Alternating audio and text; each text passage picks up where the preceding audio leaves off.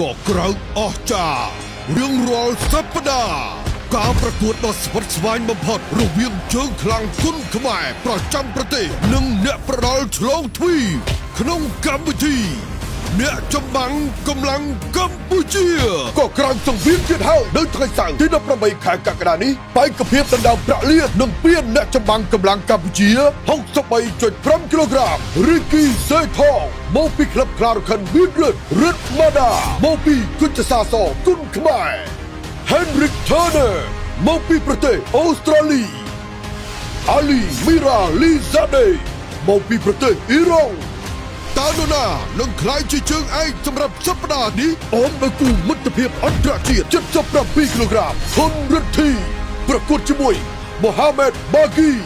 មកពីប្រទេសអ៊ីរ៉ង់គូមិត្តភាពគុនខ្មែរ 60 គីឡូក្រាមចិតសុភីប្រកួតជាមួយនឹមណូន Yen Ryan ប្រកួត 48 គីឡូក្រាមជាមួយ Paul Silin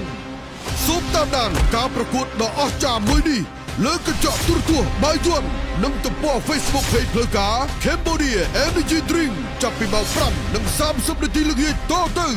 ចូលរួមទស្សនាដោយសេរីនៅស្ទូឌីយោម៉ាស៊ីនត្រជាក់បាយ័នស្ទឹងមានជ័យ